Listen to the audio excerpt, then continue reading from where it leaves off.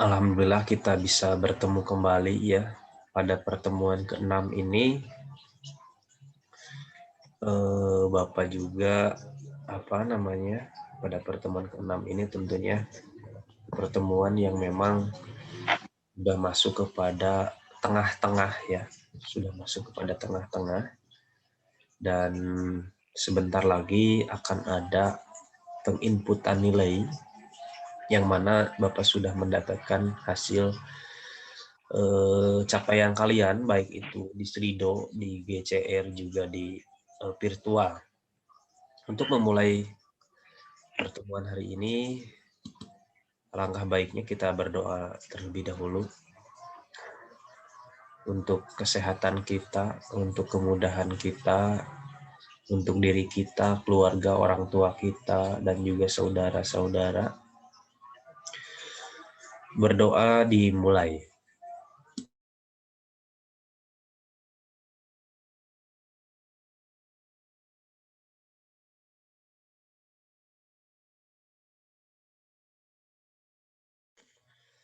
Aku sekalian,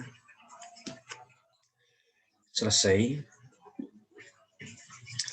Alhamdulillah semuanya on time ya, yang hadir 34 orang dari 36. Ini luar biasa.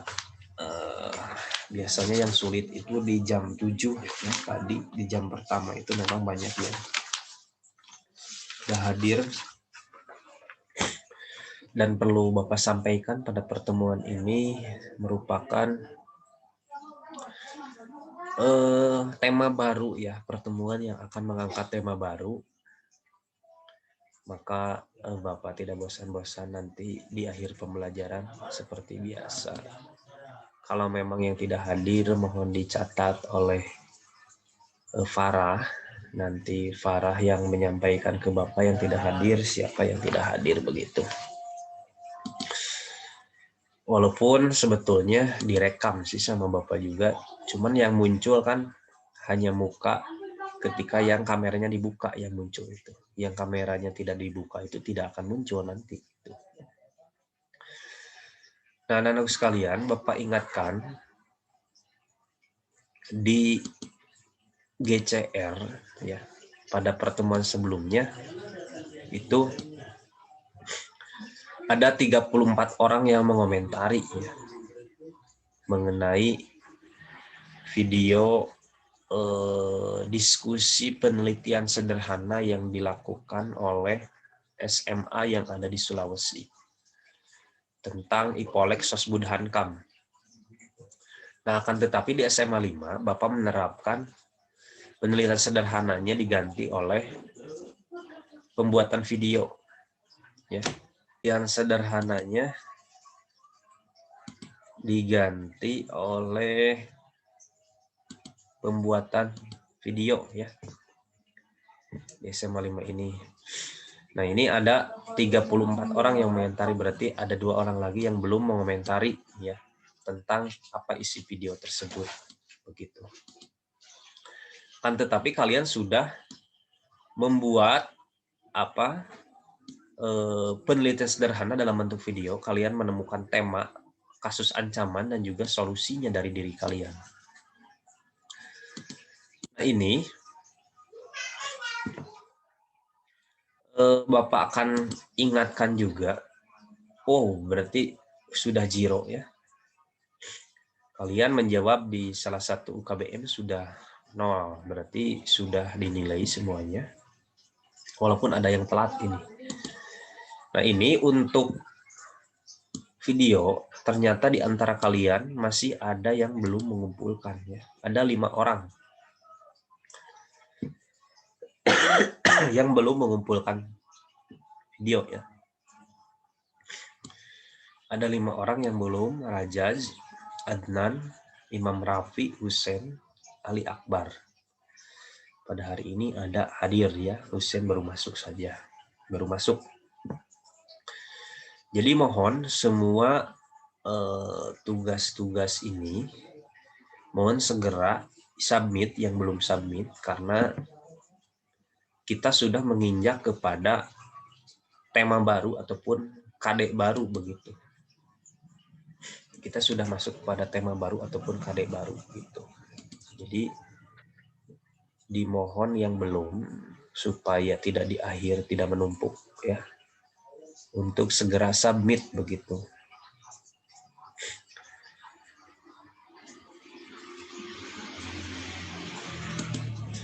Nah, pada kesempatan ini kelas 11E Bapak akan menayangkan screen.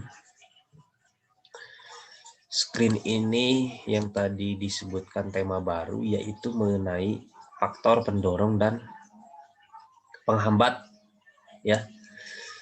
Persatuan dan kesatuan. Jadi kata kuncinya faktor penghambat dan faktor pendorong dan penghambat persatuan dan kesatuan.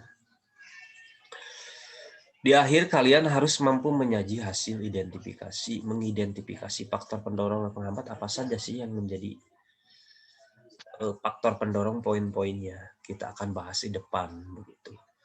Ya. Baik itu secara knowledge kalian ataupun knowing kalian, baik juga secara feeling dan juga action gitu ya. Nah ini di slide kedua, ini itu merupakan sekilas sejarah ya hingga kemerdekaan yang menjadi poin-poin faktor pendorong persatuan dan kesatuan. Jadi mendorong persatuan kesatuan itu bukan hanya setelah merdeka, akan tetapi sebelum kemerdekaan. Tapi yang dilihat oleh Bapak ini adalah dalam perspektif Pancasila, dalam pandangan lahirnya Pancasila. Ada yang disebut 3 fase ya lahirnya Pancasila itu. Ada 3 fase ya Hussein. Ada fase perintisan, ada fase perumusan, dan ada fase pengesahan.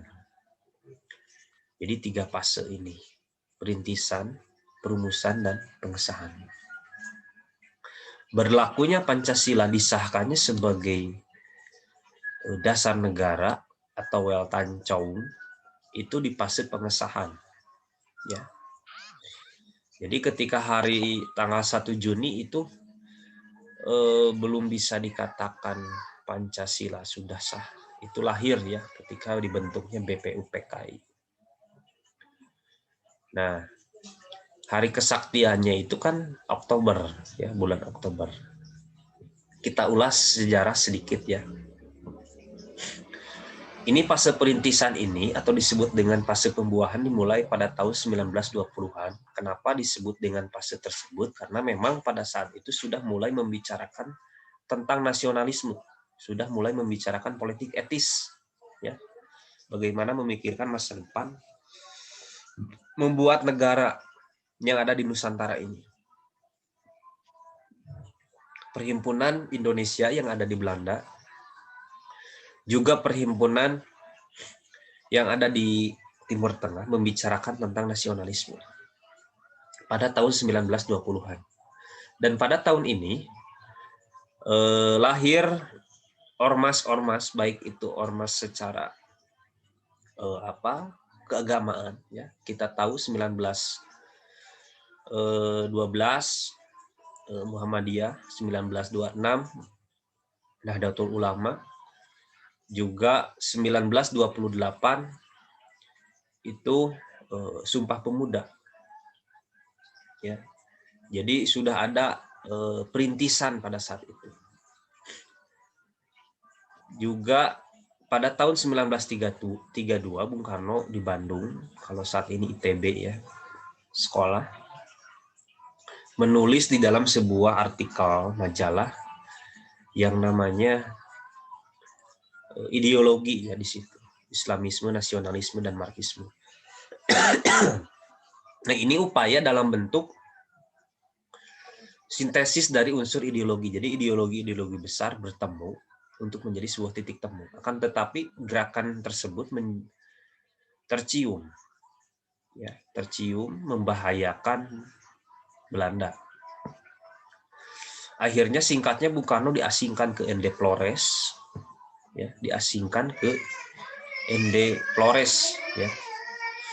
Bung Karno di situ banyak merenung, Bung Karno banyak membaca buku, Bung Karno banyak berdiskusi, bahkan lebih banyak diskusinya dengan pastor yang ada di ND Flores ini. Tapi Bung Karno juga banyak belajar tentang membaca buku tentang ideologi dan sebagainya, hingga memunculkan ilham, bahasa spiritualnya ilham, tapi bahasa lainnya bisa diterjemahkan sendiri, Pancasila di sini di ND Flores itu. Lanjut pada tahun 1944 mulai pada fase perumusan dengan yang melatar belakangi kekalahan Jepang, ya.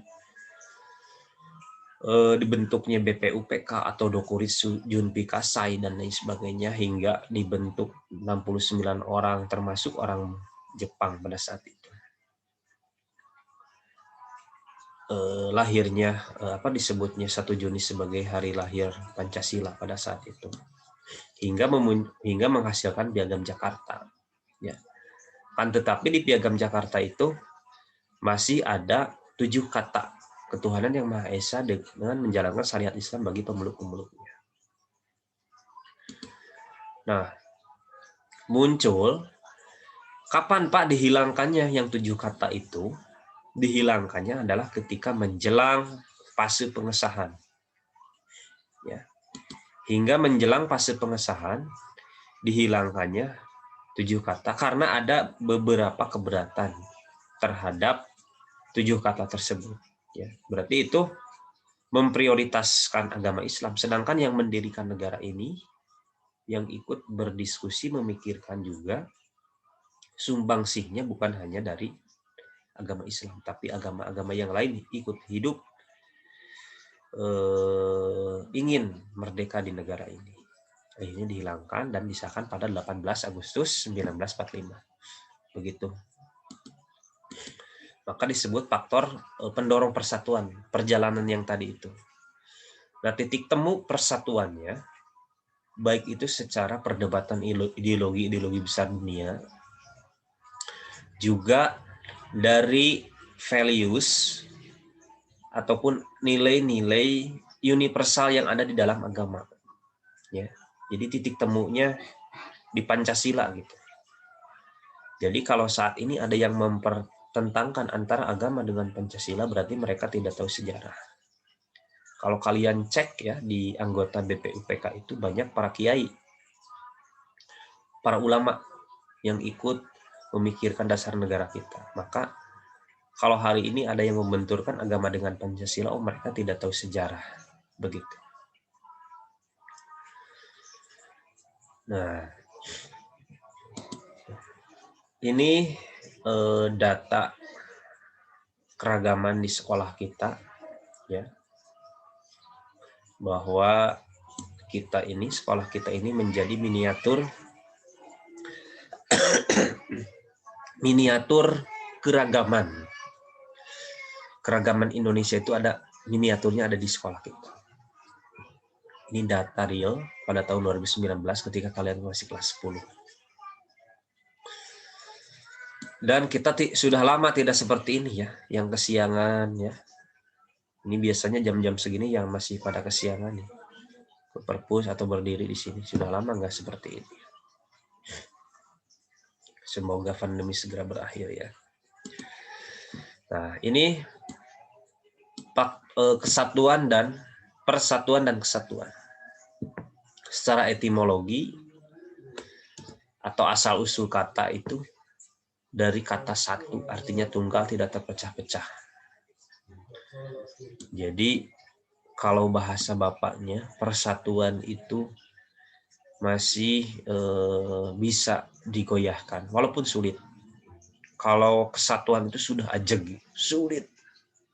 Sudah tangguh kalau kesatuan itu. Maka yang disebut persatuan-kesatuan, kita itu harus mencapai kesatuan. Bukan hanya persatuan, tapi harus nyampe kepada kesatuan. Sudah sulit digoyahkan.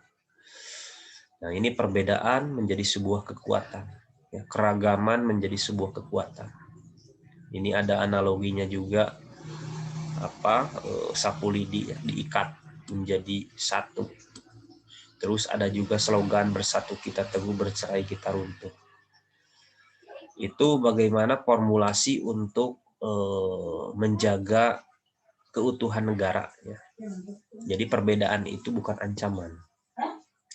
Nah, cuman apabila kita analisis di sini, justru perbedaan itu menjadi sebuah faktor penghambat persatuan. Ya, gitu. Nah, ini negara kesatuan, pasal 1 ayat 1 dasar hukumnya. Negara Indonesia adalah negara kesatuan yang berbentuk republik. Pasal 1 ayat 1, ingat ya. Berbeda dengan negara-negara federal, negara-negara bagian misalkan. Jadi konstitusinya 1, UUD 45. Dasar negaranya 1, yaitu Pancasila. Presidennya 1 gitu ya. Walaupun terbagi-bagi, ada gubernur, wali kota dan sebagainya. Akan tetapi hukum yang ada di bawah tidak boleh bertentangan dengan hukum yang ada di atas, yaitu Undang-Undang Dasar ataupun Pancasila. Jadi semuanya pembuatan undang-undang, pembuatan perda, perbuk harus mengacu kepada konstitusi dan dasar negara kita. Gitu. Nah, ketika tadi disebutkan perjalanan fase menuju kemerdekaan dilihat dari pandangan Pancasila, kita tahu ini bersatunya pulau-pulau Nusantara ini. Kenapa disebut Nusantara? Kan Nusa itu pulau atau kepulauan, Tara itu terdiri. Jadi Indonesia itu terdiri dari beberapa pulau. Dari 17.000 pulau ini, kenapa membentuk ingin sama-sama bergabung menjadi nama Indonesia? Padahal ada yang daratan-daratan tertentu terpisah dengan Indonesia. Misalkan ini di atas Kalimantan nih. Kalimantan Utara ada, ini bergabung kepada Malaysia. Ini bergabung kepada Brunei, terus di sini bergabung kepada Papua Nugini, ini bergabung menjadi sebuah negara Timur Leste. Kita harus tahu, sederhananya adalah karena memang adanya rasa senasib sepenanggungan. Jadi yang bergabung kepada Indonesia itu karena ada rasa senasib sepenanggungan. Bahasa sederhananya. Yang terpisah itu yang tidak ada rasa senasib sepenanggungan. Kenapa Pak ada rasa senasib sepenanggungan? Karena memang dijajah oleh penjajah yang sama. Kalau yang dijajah dengan penjajah yang berbeda, itu tidak akan menjadi sebuah negara Indonesia. Dan tidak nyaman gitu. Misalkan ini Timor Leste kan, dijajahnya oleh Portugis. Maka mereka ini berusaha ingin memisahkan itu. Gitu. Jadi bahasa sederhananya, faktor pendorong persatuan kesatuan secara geografis itu karena ada rasa senasib sepenanggungan. Akan tetapi geografis ini, kepulauan ini menjadi penghambat, ya, penghambat persatuan dan kesatuan. Ini keunggulan, Indonesia memiliki keunggulan, ya, tapi tidak perlu Bapak bahas. Kalian kalau menyebutkan pasti lebih dari 50 keunggulan Indonesia. Ya. Nah, ini faktor pendorong secara fisik, berarti yang terlihat, ya, yang terlihat oleh kita, adanya bendera merah putih, Indonesia Raya, bahasa Indonesia, kepala negara, lagu-lagu nasional, itu menjadi faktor pendorong secara fisik. Kalau secara ruhani, berarti yang tidak terlihat adanya peristiwa Sumpah Pemuda, adanya semboyan Bhinneka Tunggal Ika, adanya ideologi yang tadi ya, Pancasila itu faktor pendorong, terus adanya wawasan konsep Nusantara yang tadi peta yang Bapak bahas, terus adanya proklamasi. Itu faktor pendorong persatuan dan kesatuan. Nah, ini faktor penghambatnya. Jadi keragaman itu, banyaknya perbedaan agama, suku budaya dan sebagainya itu menjadi faktor penghambat ya. Jadi rentan akan terjadinya konflik kebinekaan ini. Keadaan geografis pun sama. Jadi penghambat ya. Jadi terkadang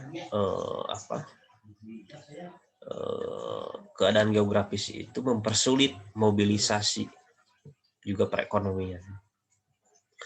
Terus gejala etnosentris, membanggakan terhadap budayanya masing-masing. Terus melemahnya penghayatan nilai budaya bangsa, pembangunan yang tidak merata nih. Misalkan ini perbatasan Kalimantan dan Malaysia, itu banyak infrastruktur yang memang belum layak. Bahkan warga negara kita banyak yang tinggal di Malaysia, banyak juga malah menjadi tentara Malaysia ya, karena memang kita, tapi sekarang lagi proses ya, sedang dibangun periode kemarin jor-joran di batas-batas pulau-pulau terdepan. Nah, ini berkembangnya sikap egoistis, eksklusivisme, hedonistis, fanatisme buta. Ini kemarin dibahas di ancaman Ipolek di sosial budaya. Begitu. Nah, ini sikap kita yang harus kita kembangkan, harus kita tunjukkan untuk menjaga persatuan dan kesatuan ini. Toleransi, fanatik, tidak fanatik, bekerja sama dengan yang berbeda. Terus ini kalau memang kalian harus menjadi seorang pejabat, nanti tolong prioritaskan wilayah-wilayah terpencil, wilayah-wilayah yang bersinggungan dengan negara lain. Ini supaya tidak adanya menjadi faktor penghambat persatuan kesatuan.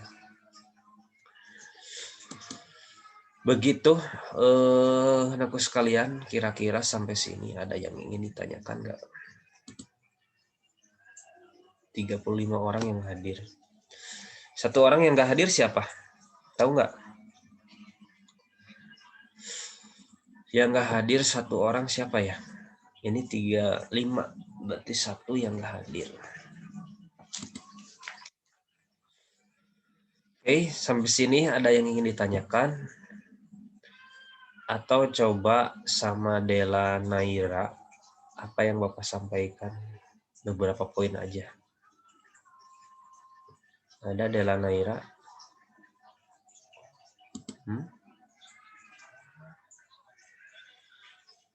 Mupid ada? Mupid nggak? Mupid? Pid? Ahmad Adi? Coba Mupid, apa yang Bapak sampaikan barusan apa? Singkat. Kurang lebih apa ya? Berarti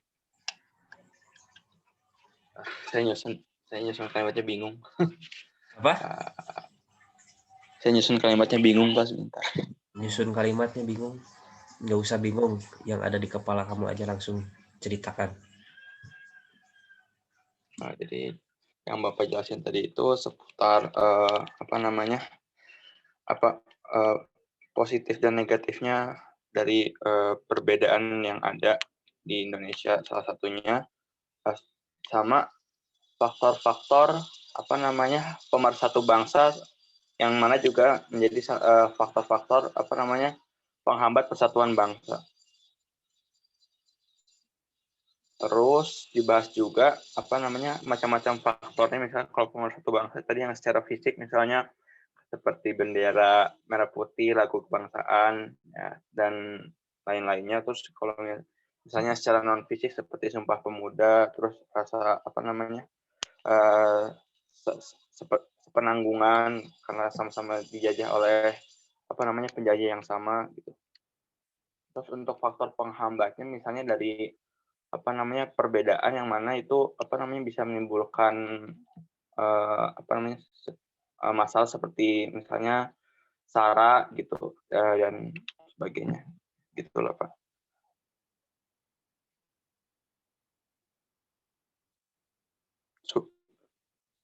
Punten Pak, suaranya belum. Cukup ya, silahkan kalian masuk ke srido.com. 9.15 ya. Masuk ke slido.com, kodenya adalah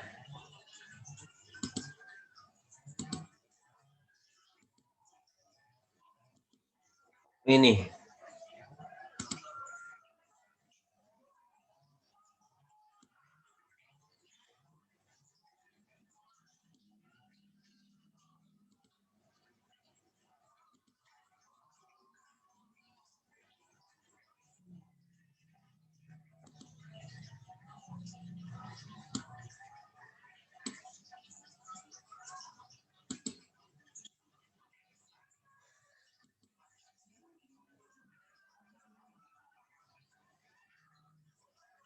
Tujuh orang.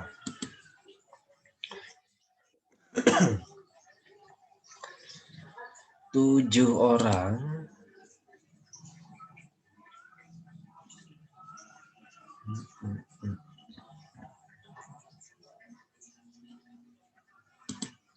Dua lima. Waktunya 10 menit lagi. Ayo kita segera. Ayo kita segera. Karena waktunya sedikit lagi. 32.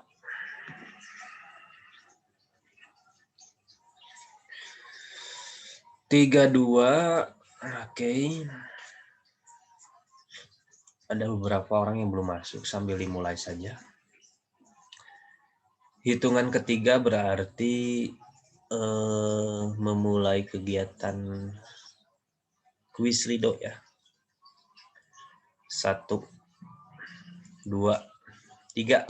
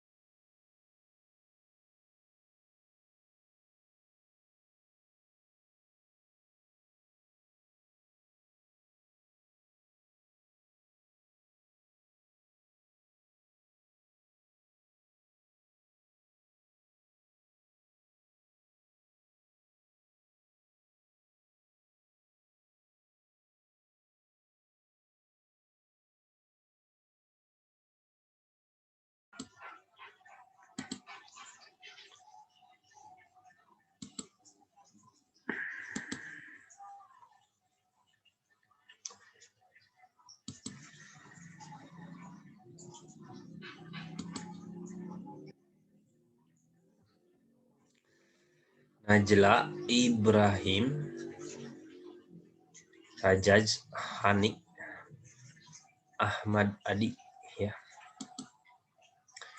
Itu hasil daripada kuisis, sisanya ada di pasti masih banyak yang benar semua juga karena cuman beda kecepatan saja gitu ya. Kalau Bapak cek tadi masih tetap yang tidak hadir itu 1 orang ya. Jadi untuk memudahkan menekan angka remedial, maka setiap beres pembelajaran seperti ini langsung dikuiskan begitu. Ada pertanyaan sampai sini?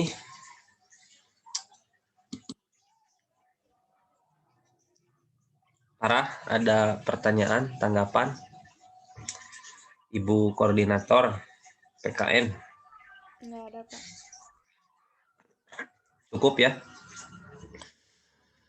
Kalau memang cukup, waktunya juga memang close sebentar lagi. Jadi itu pada pertemuan hari ini.